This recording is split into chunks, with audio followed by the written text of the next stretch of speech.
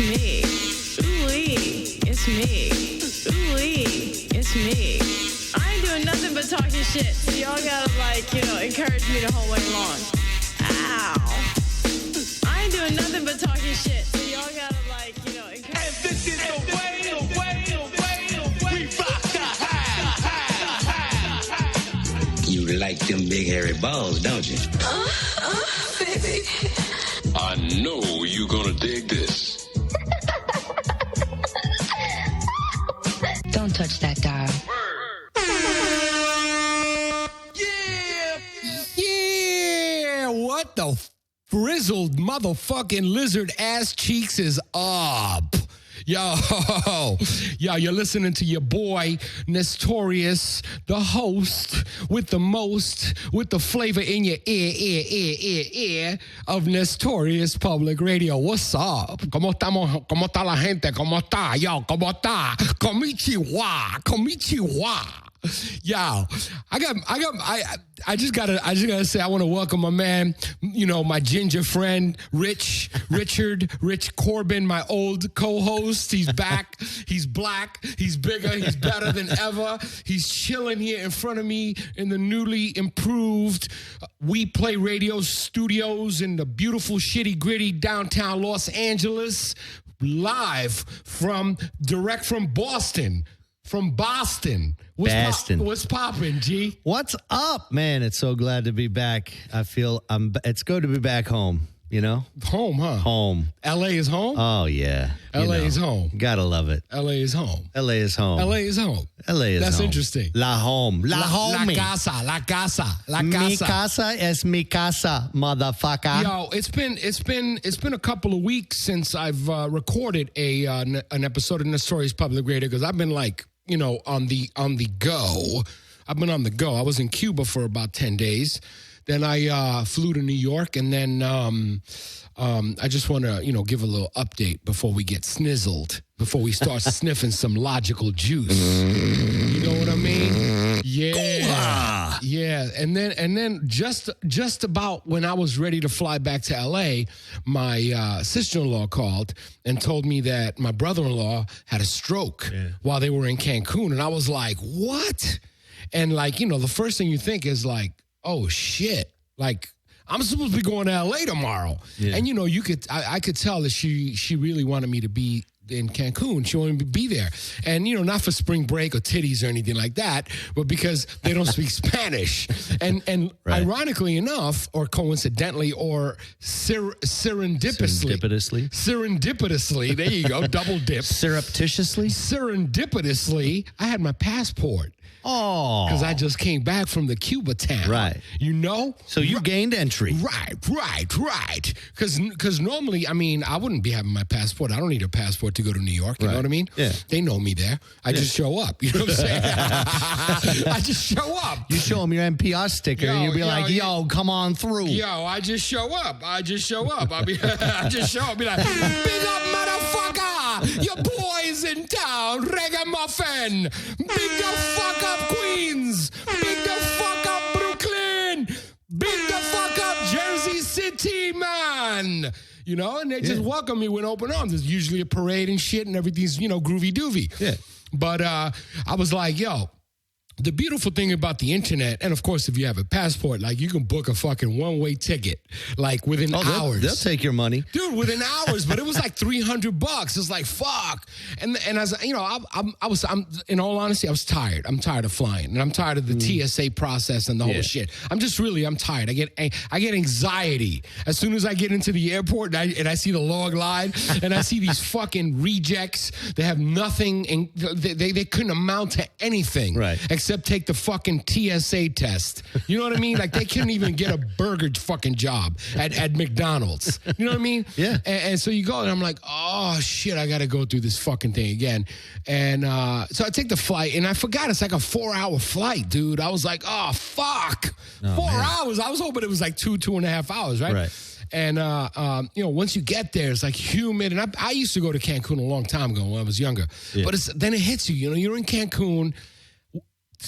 Cancun is no place to be flying to go to a hospital. Right. You know what I mean? Yeah. This is no place. Right. And so I get there, I give my sister-in-law a hug, and I could tell she's relieved. And we go through the whole rigmarole week. Next morning, I go to the hospital. She's telling me, he doesn't look good, so I'm expecting the worst. And I get to the hospital, and he looks all right.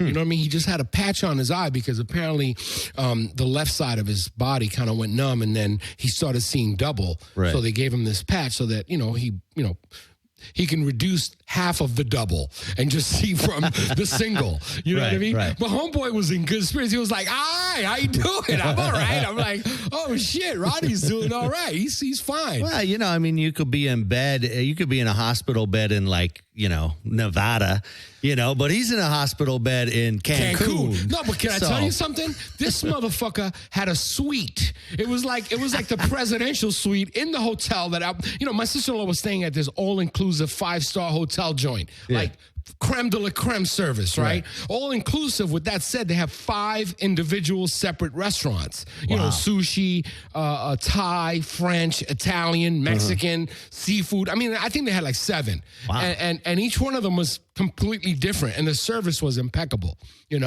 So the first thing I noticed was, dude, this fucking room is like a penthouse in New York, Yeah. So then I got to pick up her son at the airport, and for all, just to give a little reference, there's Cancun, and then south of Cancun, there's what's called the Cancun-Tulum corridor. And so, Tulum is one of the ruins there, and there's a place called Playa del Carmen. When I used to go down there in the 80s, there was nothing there, like nothing. Yeah. Now they have these big fucking resorts, Ritz-Carlton, all this other bullshit. And so they want to charge you like $50 fucking US to go from the airport to this resort. And so $50, dollars to go from the hotel to the hospital, which is a little bit further than the airport. Anyway, long story short, I'm like, fuck it, I'm going to rent a car. I tell this dude, as soon as you go to the airport, órale, ¿qué pasa? Necesito un carro, un taxi. It's like, yo, chicle, ¿quieres hamburger? ¿Quieres un burrito? ¿Qué tú quieres? Sure you didn't go to TJ? Dude, it's like these dudes are hustlers, and I'm like, I'm looking for a car. I couldn't even get back in the airport if I wanted to go to Hertz or something like that to rent a car. So this dude, before I could even say, nah, I'm good, he had a fucking dude on the phone. Like, yo, my boy got a rental car company. I'm talking to the guy. He's like, oh, yeah, órale, I'm right here, man. I'm in the airport. He comes around. He picks me up, takes me like just 15 minutes off premises from the airport. Bam, I'm in this fucked up shack, and he's got one car. So anyway, he rents me the car. No muffler, 3 tires, manual transmission. It's got a fucking stone on the fucking one of the. That's their backup wheel. The thing is, it'd be good if you would have told. I told him it'd be good if you would have told me that the only car you had was a standard transmission, because not everybody knows how to drive standard. Luckily your boy right here be rocking. Luckily, your boy right here knows how to fucking shift. You know what I mean? So I was like, yo, no problem. No problemo. Of course, the clutch was all fucked up. Yeah, because they rented it to somebody before you who didn't know how to drive a stick. Yo, that shit was like... It's no problem. I teach you. Smoke, fire, death. That's it. It was just like complete bullshit. So anyway, we spend the day at the hospital that day. We go back, and they gave him an MRI. Imagine this shit. You're in Cancun. There's a neurosurgeon, a neurologist, and they have an MRI machine. Damn. Okay? For real. Yeah. And the hotel was like spank diggy. She was like brand new. And it was built like 8 years ago, they told me. But she was brand new. But think about that, a neurologist? So... there's a lot of motherfuckers going down there and fucking having spasms and shit, I think. Well, yeah, there's like a lot of old people going on vacation down there. There's big money down there for that. I guess. So or there's something in one of those 7 restaurants that's just tweaking. I don't know, man. I don't know. So we go to the hotel. It was late. We get something to eat and we chilling, And the fucked up thing about it is you come to the hotel, it's like 5 o'clock. These fat white American motherfuckers are laying on the pool on some lounge fucking rafts, all drunk, because it's all inclusive. Motherfuckers are, you know what they do? They sell these like half-gallon jugs at the convenience store in the resort. Right. Like thermo fucking cooler, half gallon. Yeah. So they go the up kind to the truckers yeah, have. yeah. They go up to the bar. Get the fuck I swear to God, they go up to the bar. It's the big Bubba Tubba, and they're like, fill her up. Dude, these motherfuckers are, and everyone is fat, white, bald. It was like, where the fuck am I? I wonder where a better place for a neurologist would be. Dude, I'm like, where the fuck am I? Let me have another cup of stroke, please. Yo, they got half-gallon big gulp fucking thermonuclear fucking mugs. They go up to they don't even have to walk. They just like float right up to the pool bar. It's like fucking Wall-E all over again. Wall-E, that movie Wall-E, that animated movie, you saw it? Dude, that is, Wall-E. That is the future. That's, dude, I'm telling you, man. Dude, it was ridiculous. These people have no bones left. They're just gelatinous masses. My man, I'm looking at people. I'm like, is there one fucking buffed out motherfucker here? It was like, and there was like one black couple, and of course the black dude's got like more attitude than fucking Bed-Stuyvesant in Brooklyn. He's like, yeah, nickel, I'm black. I don't give a fuck. Like the look on this motherfucking guy's face was like, I'm like, dude, you're in Cancun, man. You're on the beach. You're in the fucking Palapa. He's got, these people got like they call it the privilege. Some of the people that go there all the time, they give them the privilege treatment. So you can book your own cabana. Yeah. Motherfucker's chilling out with his wife with the big titties in the cabana, and he's got the grill on, like he's ready for a pit bull fight. I'm like, what the fuck are you? I don't understand this shit. And of course, next one of these white land manatees come fucks with me. No, man, look, they are not fucking with you. All right, one of these white fat land manatees with the half-gallon big gulp. Look at me all fucked up. I'ma fuck one of them niggas up. I'm telling you right now. They're too sedated with Long Island iced teas and fucking hot dogs. But not one motherfucker looked like they went to the gym. Yeah. And in all defense, I mean, there were people there. There's a gym. The flip side of that is like, who the fuck goes to an all-inclusive place to go to the gym at 6 a.m, right? Right. So, and I'll get to that shit. And I found out there was a gym there because, we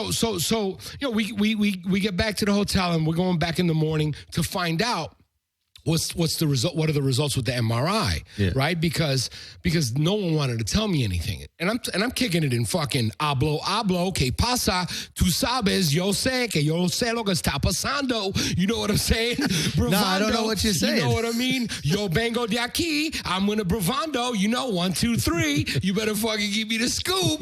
And everyone's like, no, we don't know. I said, well, where's the doctor? No, he's not here. And I'm ready to go buck wild and go, yo, check this out. I'm gonna get that black dude from the resort. I'm bringing him here, and we're gonna fucking rip this place apart. We're gonna rip this motherfucking place apart. So yeah, I was getting attitude from this one administrative whore, and I could tell she just needs to have her hair pulled and slapped. But I didn't get into all that with her yet. You know what I mean? I said, all right, I'm gonna come tomorrow. Next day, we drove down there. We come in there, and the doctor had come. And so my man Ronnie is sitting up and he's like fucking bright-eyed and bushy-tailed. He's like, I'm okay. I'm telling you, I'm fine. Everything's fine. I can walk. I'm not even dizzy. And of course, when somebody has a stroke or anything like that, you're like, yeah, right. Okay. Yeah. You're just like a little in shock. Yeah. Nigga, sit down and relax. You know what I mean? I'm fine. This didn't really happen.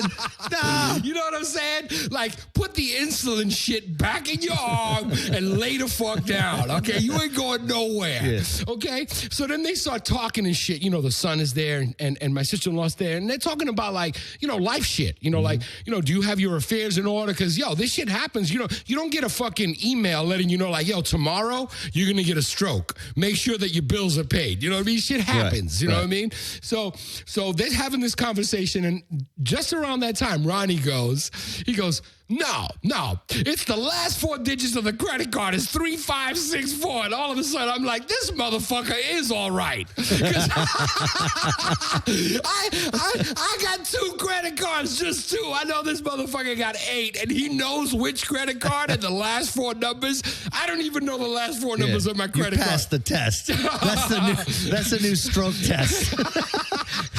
What's your driver's license number? Dude, I don't know. Another week. Dude, I was like, boing, yo, yo, yo, yo, yo, yo, yo, yo, yo, yo. This motherfucker knows what he's talking about. So he's good. That's good. Yo, so I was like, okay, all right, he's fine. He's fine. So he says, the doctor said I can go home. I said, okay. So I go and I said, I want to still speak to the doctor. I want to know what happened. Of course, the doctor, neurologist, he tells me what's going on. Everything's fine. Yeah. So, there's no way to find out how it happened. It can happen to anybody. Right. You could be fucking chilling out on Walrus fucking Island in the all-you-can-eat inclusive fucking gobbledygook pool, and all of a sudden, a clogged piece of blood goes into your fucking artery, and it doesn't go, and you get no oxygen, and it's just like, help me. You start smelling toast. What did you say, nigga? You start smelling some burnt shit. Smelling burnt toast. You're like, wait a minute. Your left arm starts doing the lambada. Like, what the fuck is that? You start seeing chupacabras instead of fat white dudes on the pool. You're like, oh, wait a minute. I'm in the pool. I'm not in the all-you-can-eat breakfast buffet place. Why am I smelling butter? You drop your big Bubba Gulp on the ground. Oh, fuck. Why am I smelling butter? And they take your ass out and you wake up in this big lounge, right? So basically, I'm going to fast forward on this shit because this shit is crazy. So we go down and, of course, you got to pay your bill. Now, this is where it gets crazy, right? They got to wait for the bill. Before they treated you, my sister-in-law had to drop a credit card and put a $3,000 deposit, right? You don't know how much shit's going to cost. Right. Anyway, long story short, 4 motherfucking days in the Taj Mahal of fucking hospitals, a neurologist, all the medication you need, right? Nurses, right? MRI, X-rays, okay? $7,500 fucking dollars. Fucking Jesus. Dude, it was ridiculous. That's like a half day at Cedars-Sinai. A half day? A half day? A half day? Here's your name tag, $7,000. A half day? That's Dude, insane. $7,000, that's it? $7,500 fucking dollars. Jesus. Which, this is a public service announcement for Hospiten. Yeah. That's the name of the hospital, Hospiten. If y'all motherfuckers are planning on having a stroke or a heart attack or a fucking triple bypass or anything like that, take a fucking flight to Cancun, chill out, go to the wobbly pool, and fucking book your fucking extended stay at the Hospiten. Trust me, the fucking hotel costs more money than this shit. That's crazy, dude. How do they do it? Dude, my wife. Is it volume? Dude, there's so many. Dude, pesos. The pesos trend. Right. Yo, I don't know how they do it. I really don't know how they do it. I just got a bill. My wife had some gastro test reflexology shit. No lie. 2 fucking hours in this hospital. All this motherfucker probably did was anesthetize her throat and put a camera down her throat, right? To see if her passages were fucked up or whatever. 2 fucking hours in the hospital, some anesthesia, a fucking video camera that I could have bought at the iFucking store at Apple and done that shit myself with an app. You know how much the fucking bill was? How much? The bill that they charged, the insurance, came out to probably $15,000. For that? For that. $15,000, okay? And this is an in-house UCLA medical center, which they have a contract with our health insurance, the Directors Guild of America Health Motion Picture Health Fund insurance plan. So, they get of course, they get a discount, right? So there's a discounted rate. So at the end of the day, it winds up costing about $6,000. The insurance pays about 75% of that, and then you pay the difference. But that's what they're billing. It's fucking rape. That's crazy. I mean, I had shoulder surgery back in 2012, and my bill was about, I think it was about 15,000, 20,000, And, the fucked up thing was, though, is that it was in the valley in like just a, what is it, like an office building. Yeah. Seriously, like they converted an office building into outpatient surgery. Well, they have a fucking they have a gurney in there that goes up and down. That's not even on the west side. It's like in the valley, and it's still $15,000. I know. I've had one of those joints. arthroscopic That's surgery. crazy. No, $7,000. $7,500 fucking dollars. I said, yo, Dude, I'm gonna go fake something and go. Seriously? I'm gonna walk in with a limp just to get. Seriously, my I hip said, hurts. It's March 17th. Yeah. Right? No, that was March 16th. It was a Tuesday. Because March 15th. I left on the 17th. It was a Thursday. So here's the kicker. Since everything's fine, he can go home. Actually, that was Monday. So they said, you don't have to rush home, change your flight. They were scheduled to leave Wednesday. So, no, Tuesday. So Tuesday afternoon, they chill out at the pool. Monday afternoon, chill out at the pool. Tuesday, they spend the whole day at the pool, and I drive them to the airport. So they chilled afterwards? They chilled out for a day and a half. Okay. Thank God. So I drove them to the airport. Of course, these motherfuckers flying out of Cancun at 6 in the morning. So I got to get up at 4. I went to bed at like 1. So I got no sleep on that shit. And drove them to the airport. And I came back, and of course, I caught the sunset. So it was like, and I stayed an extra day because, we're in Cancun. Right. I'm not fucking coming here and then flying to L.A. and not at least sniff some fucking Cancun beach. You know what I mean? Exactly. You don't want to see like Cancun hospital. So my last day was good, but before I left that day from the hospital, when we got the bill, I was like, do you have an opening March... I told them like March 10th through the 16th of 2017. I'm just going to book it in advance just in case. Just in case I get a stroke or a heart attack, I just want to book it in advance so you guys have a room available. I like that same room. It was ridiculous, dude. Anyway, as I'm coming back from the airport into the hotel, the sun's coming out. I've never been up that early in my life. I don't think, maybe 3 times. You know me, I'm a night person. I see about 8 motherfuckers in the gym doing elliptical shit. I'm like, it's one thing or another. It's wobbaloo motherfuckers on the pool, or these like 7 or 8 health nuts that you won't see in the pool because they go on these excursions and shit. Right. They do the pool, they eat, and then they're on the bus at 9 doing all sorts of things.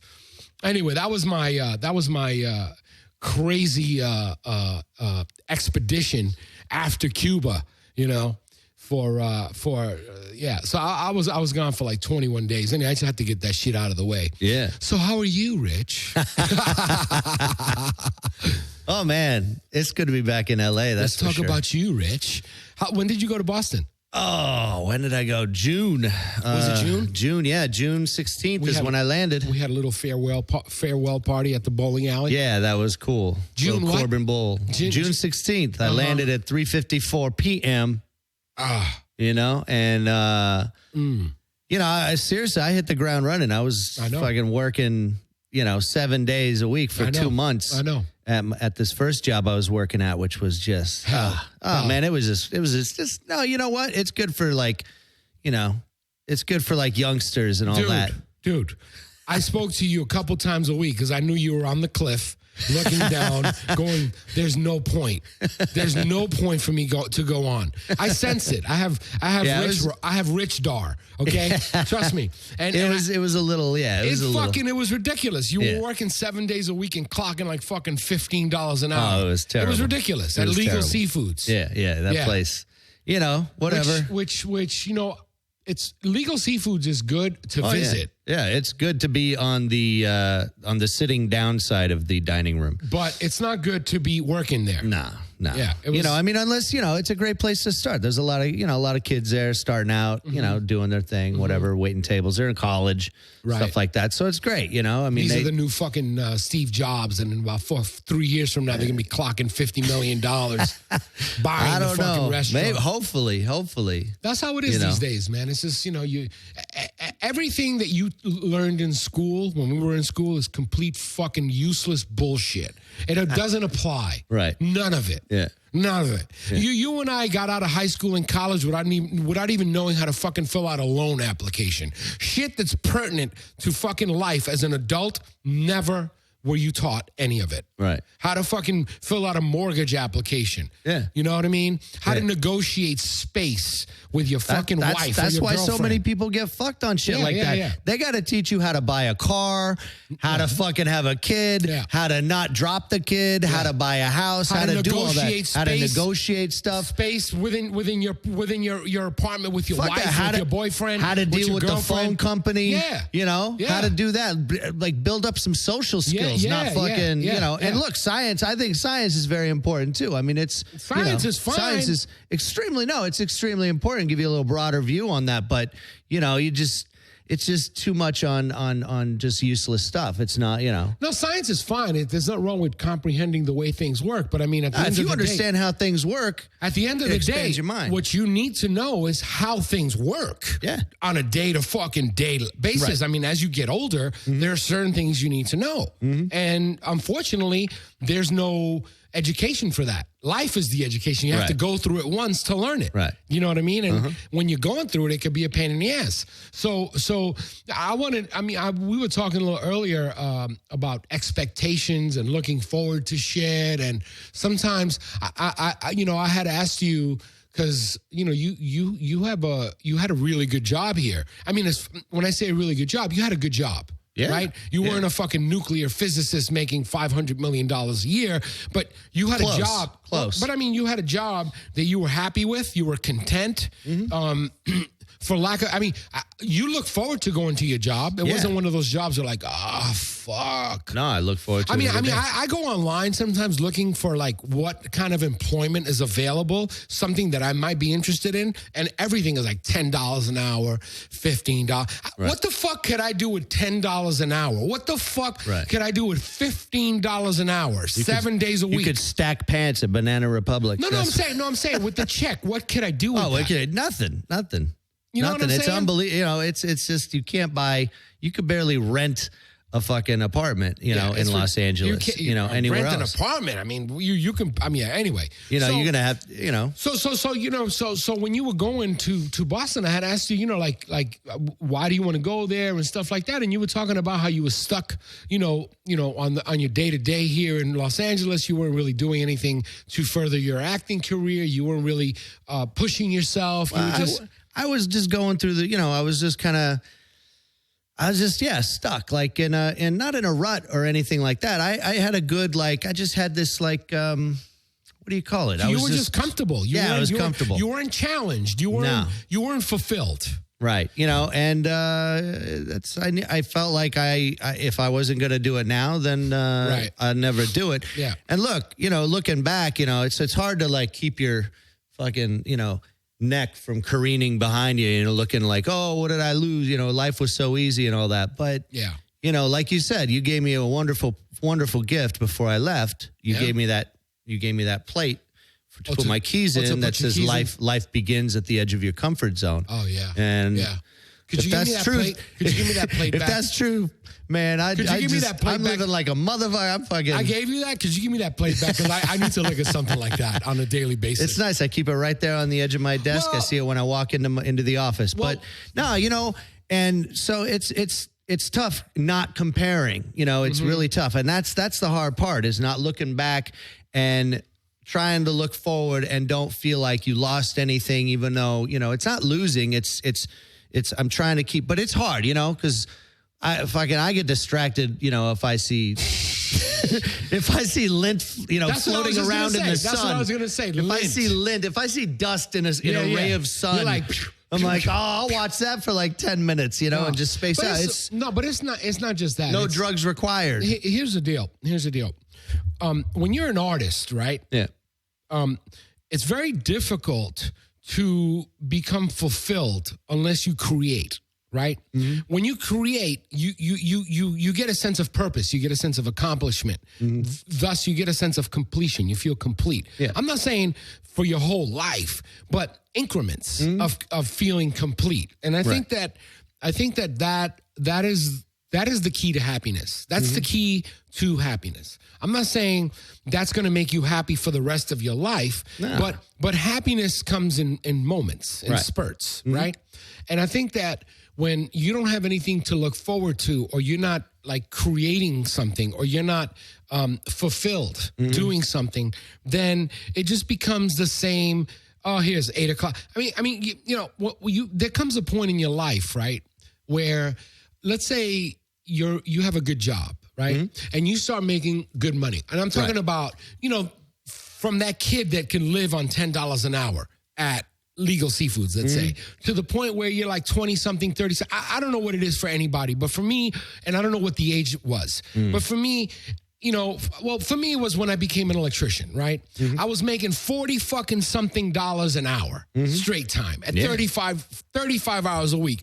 I was clocking fucking dollars. All I had to do was show up, and for lack of a better comparison, it was basically those big, fat, white, bald motherfuckers with the big gulp cups that were on the pool at that all-you-can-eat place. Land manatees. The land manatees. With hard hats on ladders without the big gulp, right? Right. And so here I was making this money, and I was not fulfilled, right? Right. And so then what happens is so you run out of underwear, and then like Wednesday, oh shit, I got to do underwear again. So then it becomes, oh shit, Sunday, oh, I got to pay the bills again. And it just becomes this cycle of like bills, writing checks, doing underwear, and going to work. And it's just like, where is the fulfillment? And I don't know. And I think that's where you know that you're different in terms of you're an artist, so you're not normal. Right? Because most of these guys I worked with, and most people, they're fucking happy with just doing that and going home, and they're okay. They have normal lives. They have wives. They have kids.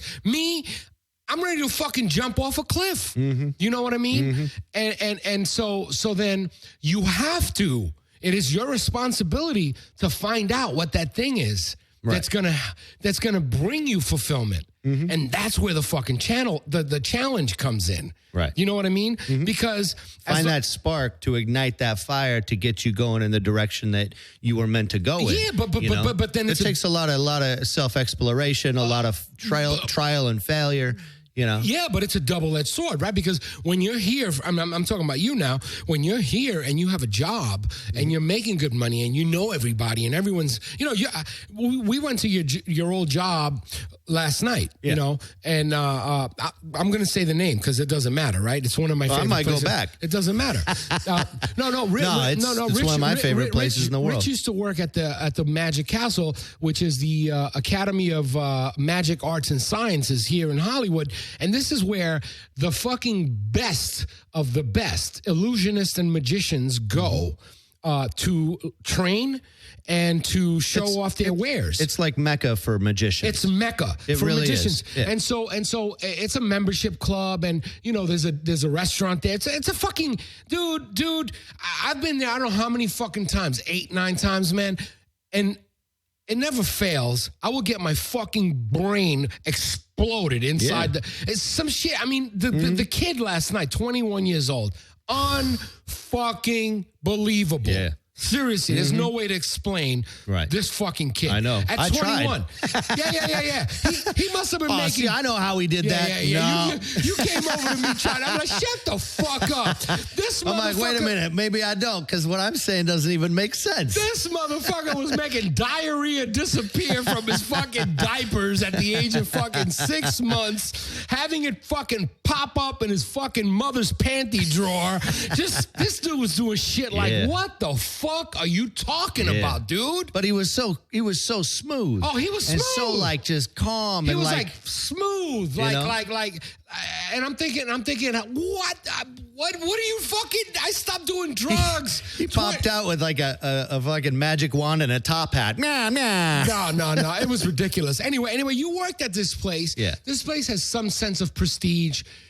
Everyone knows you. We went back there, and you haven't been there in, 6, 7 months? 9 months. 9 months, and everyone was like, oh, shit, Rich. And I could tell you were in your element, and I could tell that a part of you missed that. You know what I mean? Oh, my God. It was like, I was crying so much on the inside. I get it. I fucking get it. And so, to bring it to the present, so you're in Boston, you challenged yourself to do that, and I'm Well, just getting out there was a challenge. Dude, I wholeheartedly applaud you. Seriously, and I mean that sincerely as a brother, right? Yeah. Because I know you, I love you. You know, we're like, we're like this and like that and like this and like this and like that and like this and and like I know you, you know me and that type of shit. And I applaud you because, like you said, moving somewhere new is a different stuff. Moving somewhere new to be with your girlfriend is another fucking thing because, you guys had never lived together. Then you got to start a new job. You got to find new friends.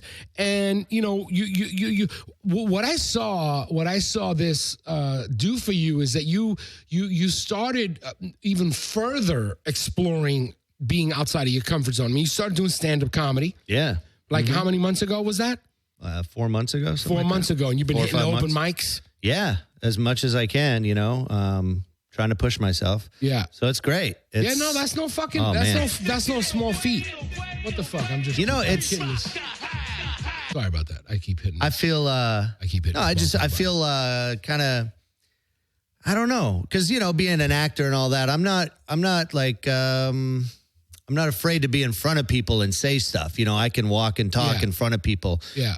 Unlike I can't sit down and talk into a microphone right now, apparently. But right. Well, we got a few minutes. You can practice. It's fun. It's it's fun. Well, I just felt like I couldn't do it out here because everybody and their mother was doing it. It's like if you're an actor and now you're going to try this stand up and this and that. It's interesting. It's interesting. I've been around it. I hang out with you, when I have a love-hate relationship with stand up. It's a fucking. Exactly. And I'm sitting here like bad-mouthing it because I haven't even done it. So, I should, shit on me because it's like, I had my own perception or preconceived ideas about how it is, and I was, hecklers or all those guys are assholes and this and that, and that was the biggest thing. I was more afraid of the actual, I guess, environment, rather than standing on stage telling a joke and getting, right. Listen, not getting any laughs because that's every day. Yeah, the stand-up comedy as an art form is. Unlike anything else, for many reasons, if you have a sense of humor and you're born to make people laugh and entertain people, getting up on stage. I mean, you do that all the time at your job or walking down the street. You do it all the time. Yeah. So that's really so do you. Of course. Right. But that's not the challenge. The challenge is navigating the infrastructure of that. And the interesting thing about stand-up is that, for instance, you've never done it before, but once you do it, like you pop your cherry and then it's like, oh, fuck, that wasn't no big deal. Yeah, I'll do it again. Right. And you show up and you do it again. And you show up and you do it again. And that's pretty much the mechanics of it, And some people they're born funny. And some people are, textbook funny, meaning notebook funny, right? Simon used to call, comedians, Simon Kaufman, our old comrade on the NPR. S to the K to the N. And. So we used to talk about, like, the notebook comedians that, normally on a day-to-day, they're miserable, shit-faced. They got nothing pleasant or funny to say. Right. But they go on stage and they have a little notebook and they work all day on writing jokes and shit like that. And that works. That's fine. I mean, there's different types of comedians. And then there are people who are just, full of life, full of energy, always making people laugh. It's just who they are. You know what I mean? You're one of those people. And so that's a different type of comedian, It's like, so part of it is, or at least the beginning of it is trying to find your voice, right? Your persona. Yeah. Who are you? Right. I know who you are, Rich, you're my boy, but who are you? Every successful comedian has a voice, has a persona. Yeah. And that's not something that somebody can give you. Right. That's not somebody that I can say, listen here, Rich, this is your persona. This is who you are. Right. That's something you got to come into. You know what I mean? Yeah. And doing stand-up, repetitively gives you the ability to find your rhythm, which is, helps you find your voice and your persona. You got it. But as I'm finding out, though, too, is that you have to relinquish the control that you're trying to give, like, I want to try, like, you have to be a little self-reflective. You have to be self-reflective on it and be, not self-critical, but just self-aware. I'm finding out, though, too. And how do you mean? Self-aware of what? Well, I mean, if you got something in your head, you think it'll work, you go out, you try it, it doesn't work. You know, from what I've known, okay, I'll try it again. I'll try it this way because, you know, like when I first started, I was, you know, I'd wear a hat and, you know, I dressed differently and stuff like that. And I'm like, I'm going to try it with the hat off. I felt more comfortable with the hat, with not wearing this hat that I wanted. I'm like, I had it in my head. So I'm going you to wear went in. this. So like, you went in Boston. with the image of what from the outside Yeah. the comedian could look like. As exactly like how I wanted to, you know, perceive. As, you know, how as I if want that to be was your perceived. persona. Right. You know, I mean, I didn't have anywhere to go. What, Right. That's all right. Are we knocked out? No. Oh, okay. So No, we're good. it was the right ear, but that's kind of what it, you know, and then it's just kind of give way to all of your preconceived ideas or whatever, work on your stuff and just make it, you know, just feel real to you. Right. You know, feel real to me. And also I found that, you know, I can sit and write, and I wrote my first, you know, 5 minutes. or 12 minutes. I had about 12 minutes Which written. winds up being 5 minutes when you cut out all the fat.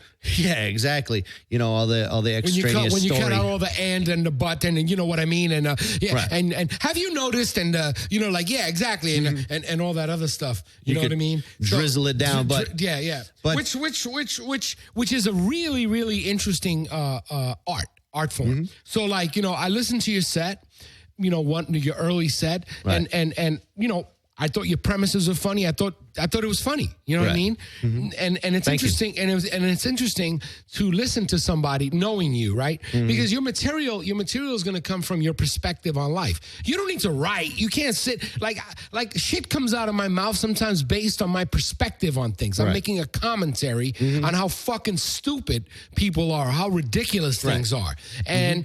As I'm talking a lot of times, things just, oh shit, that's a funny concept. I might write that down. And then you go on stage and you try to develop that into a bit or a joke, you know, a joke and Right. then into a bit. It's just an idea that for me, it's like an idea. You know, that thing that you heard, it, you know, is about tattoos. Dude, I wrote Right. that sitting on the steps waiting for my laundry when I saw some kids walking by and they're in their 20s with tattoos. And Right. I just thought to myself, man, have they not seen old people with tattoos? Right. You know, and then they look like a Persian rug that sat out on the patio for Yeah. 10 years. And and it developed from that to where this whole thing, and, you know, and I thought that was a good idea, you know, but One of the challenges I see you having though as a comedian is that you look like Louis C.K. So it's kind of like yeah. So it's kind of like, you know, like it's almost as if, you know, Richard Pryor was your dad. What are you going to do different? No. I'm saying it's very difficult. I mean, Chris Rock, right? Oh, yeah. His brother Tony Rock, right? Tony Rock is a fucking brilliant. He's hilarious, and he's got nothing in common with Chris Rock. Like, I mean, as far as sense of humor, they don't even look alike. He doesn't act like him, and to his credit, he's never ridden his coattail. You know, they're two different people. So, like, you know, you'll see Tony Rock and you'll be like, oh, shit, that's Chris Rock's brother? Chris Rock has a brother? And he's a comedian? Right. You know, like Charlie Murphy, Eddie Murphy's brother. Right. You know what I mean? Now, Charlie Murphy comes off to me as someone who, you know, writes sketches and stuff like that. You know what I mean? I've seen him perform, and he talks about how he's Charlie Murphy's brother, and, you know, his experiences on, you know, the Dave Chappelle show and this Right. other, and Which this was fucking hilarious. very hilarious. Oh, my God. Very hilarious. And so, you know, I actually think anybody with perseverance and with the ability to sit down, write, and stuff like that could actually do stand up and be somewhat successful, right? I think, you know, I do. I think Anybody, I didn't. I can never read a used to- book Yeah, and follow the rules of comedy. That doesn't mean you're gonna make it per se. I mean, it takes a, I don't know. You know, you were turning me on to riding in cars, getting coffee with comedians. Yeah. With Mel Brooks. Now, Mel Brooks is a fucking genius. A fucking genius, okay? And I had the pleasure of watching Blazing Saddles, okay? A movie that came out in the 70s. Yeah. Okay? And I watched it live with a predominantly Jewish audience in Tarzana. No, Thousand Oaks, excuse me. And it was fucking hilarious. It was just like one fucking thing after another. Brilliant. Yeah. Brilliant writing. And you think about something that's written in the 70s to be 2016 and the shit being hilarious as well, just as good right now. And then he comes out on stage and he starts telling us stories about how he made the movie and all that other stuff. And so the other day when we were driving, and I saw Driving in Cars with Comedians with Jerry Seinfeld, and he had Carl Reiner and Mel Brooks. Thank you. I forget my name. And Mel Brooks. ADD and me and ADD and ADD and me and me and ADD. Let's go ride bikes. I can't keep one thought in my head at a time. They're all over. So Mel Brooks and Carl Reiner, which was interesting, talk about ADD. Carl Reiner couldn't get a fucking word in edgewise in that whole thing. Yeah. And it was just Mel Brooks. And one of the things that Mel Brooks said that was genius was that I don't know what's funny, but if it makes me laugh, you know, it's funny and I'm going to make it work. Right. Which is kind of like goes back to your perspective, right? So you thought that was funny about the tattoos. You thought that was funny and it was funny to you. Yeah. Right. And it was actually the person who laughed the most out of however many times I did it was a tattoo artist. Right. You know, he's like a local tattoo artist, and he went up before me, and they're like, and here's the local tattoo artist from Halston. Go check out his shop. And I'm like, oh fuck, I'm gonna go up after him. Yeah. And so I looked right at him, and I'm like, remember there was a time when the only people who got tattoos, and he was cracking up, and he was like. He just started laughing. No, but here's the thing, right? So with that idea in mind, right? So your job as a comedian, right, is to enlighten people to your perspective and why it was funny to you. You see? Why shit is funny. Yeah. Right? Of course, sometimes things are funny to you and they're not that funny to other people. And you may not want to pursue it. You want to say, you know what, this is too much more work than I care to invest in enlightening you as to why this is funny. But for the most part, that's where you start off. So that was that's the thing I got out of what Mel Brooks said. Yeah. Then there's the technicality of it, or the technical aspect of it, because I watch a lot of, shows on comedy and watched a lot of comedians and all that. You do. I love it. It's something that I've always held. It's like it's so pure. I didn't want, that's another reason why I almost didn't want to do it, because I think it's such a pure art form that I didn't want to taint it with my bullshit, and also, that's like, that's my shitty, but also you listen to horrible a lot ego. of fucking stand-up comedy, man. I can't listen to stand-up comedy because then every single premise that I come up with, I feel like, oh, he just did the joke. Yeah, but with all the comedy that I've listened to, or that's not even anywhere near what other people might be listening to, because oh, have you heard of? No, I haven't heard of this person. Oh yeah, but there's an overlapping. Like they'll touch on the same subject and they'll just tell the same. Not the same joke, but they'll just have a different perspective of it, or different, different. And that gave me a little bit of like, it doesn't matter, they're not going to call him out if it's like, oh, so-and-so did this, unless they do it word for word. But what happens is, you got a bit on traffic. You got a bit on. What I'm saying is you listen to a lot of stand-up comedy, so that could be an impediment to your process, to your joke. For instance, if you have a premise that you think is funny, and you listen and say Bill Burr says something, and Bill Burr is a genius in the sense that I can't listen to Bill Burr. Right. Because I identify with Bill Burr. Bill Burr is like George Carlin. And those are the types of comedians that I identify. That's my that's my persona. Right. So if I have a concept or a perspective on something and I listen to him, I'm fucked. There goes that joke. I can't. It's hard for me to let it unravel from my perspective, right? Now, I'll let a joke unravel from my perspective, and I'm like, oh shit, he did something that was similar to that, or whatever. But it wasn't his joke, right? Right. Well, I mean, I've watched enough. I've watched a few interviews and stuff like that, and they, you know, they were talking about when they were first starting out, you know, and I'm really interested in, you know, because I'm just starting out and all that. So I like listening to how did they start out? Did they bomb? Did they not bomb? All that stuff. They all bombed. And yeah, you know, you don't get any jokes because how can you when you've got an audience of like 15, 20 comedians that don't laugh at anything anyway because they're already stuck in their head. Because these open mic nights, there might be 4 girls that accidentally, you know, got stuck in there or just didn't leave before everybody showed up. But here's the thing, you know, I listened to this one kind of sits in my head too, is that and I forgot who it was, like Chris Rock or somebody. They're like, you know, when I first started out, I was doing, you know, I don't think it was Chris. I don't know who it was, but so don't quote me on any of this. But it was a comedian. He was talking about, he's like, yeah, I'd go up there and I would do my you know, I'd be doing Richard Pryor. You know, my first like 10 minutes would just be pretty much Richard Pryor because that was a big influence on this person, whoever it may be, because I can't remember. But they're like, you know, that was a big inspiration. So they listened to so much. So they kind of just that was their starting ground. So they, you know, until they found their own voice, but they learned the timing, or maybe they had the confidence to go up there and do that because, you know, it's, you know, whatever, however you want to call it. But they were saying, you know, I was so influenced by that, I wanted to do that. Their style, you know, they were talking like Richard Pryor or somebody was talking like Eddie Murphy or something like that. Right. And I was like, oh wow, that's kind of interesting that. You know, that other people like that and if you keep going with it, you will eventually find your voice, like you told me. Yeah, the thing about one of the most interesting sets that I ever watched, speaking of Richard Pryor, was this thing that he did. I think it's called Live and Smoke or something like that. Smoking. Live and Smoking? Live and Smoking, is that what it is? I think it is. It was Live on the Sunsets. No. This is his first actual video recording of a set that he was going to do.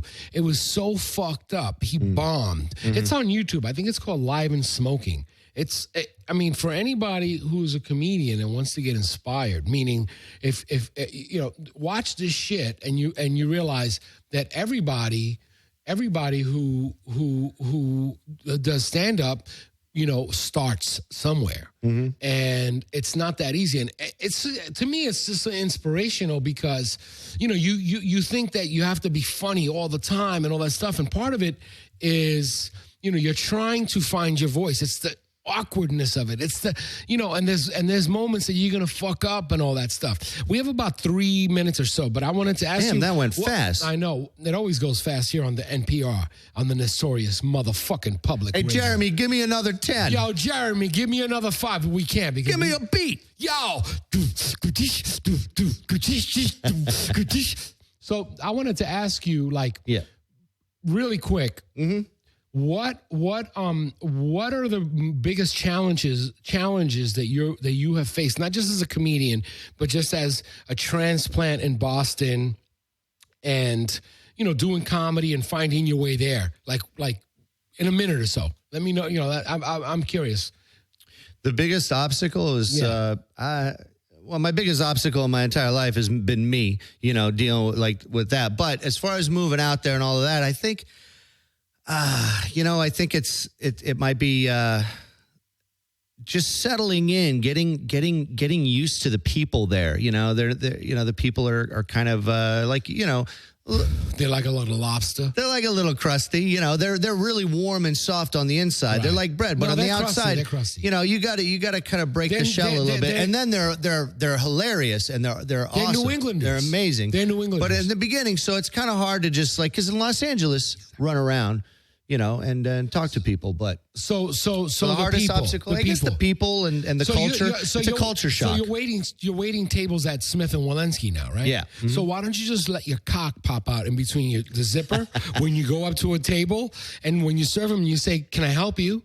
Right. What can I get you? No, you know what's great is that we wear these aprons. My cock's already out, and they don't know it. So rip a hole in it. It's beautiful. So by the way, it's called Richard Pryor Live and Smoking. Live and Smoking. Smoking. So you're right. You got it. SMOKIN. And if you got to watch this because it's inspirational, because you see one of the fucking giants of stand-up comedy literally eating cock on stage. No, I think I rented that. Actually, dude, it's ridiculous. I think I rented it and I turned it off after like 10 or 15 minutes. It was so I was like, uncomfortable. what is this? This is. It was so uncomfortable. Yeah, it was not good.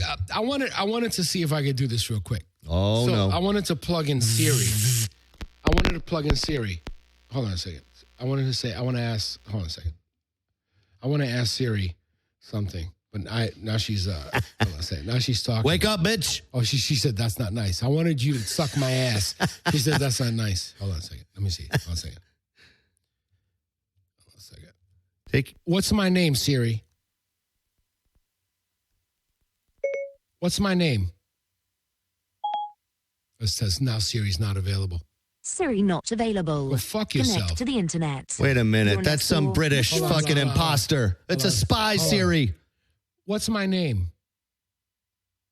You're Nestor, but you asked me to call you Freak y'all.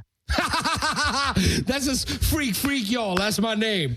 Yo, so like that concludes our show. We got about 30 seconds. Is there anything you want to say? You want to say fuck you to somebody? You want to say, hey, it's good to see you? Man, I just wanted to say to everybody in Los Angeles, from the L to the motherfucking A, that I love all of you and I love this city. And, you know, it's just become my home after 21 years. And I'm looking forward to kind of, you know, melting into Boston a little bit too. But I love being back. Thank you. I love L.A. I love L.A. Yeah. I fucking love L.A. I'm a New York transplant. I had to leave to appreciate it. Yeah, you know? I love L.A. You were even praising the fucking drivers on the way here. That was compared hilarious. to Boston drivers. That was hilarious. Oh my God. Anyway, we ran out of time. If you are new to the show, this is your first episode. Thank you very much for tuning in. Welcome to the show. Make sure you come to the WEplayRADIO.com website and check out the rest of the shows. We got some really cool shows. Make sure you go to iTunes and let everybody you know go to iTunes and subscribe to the Nestorious Public Radio Show. Downloads is what counts, motherfucker. You know what I'm saying? So like our Facebook page, facebook.com/Nestorious Public Radio. And, you know, do that shit. Come back. See us. Come up and see us sometime. We play radio.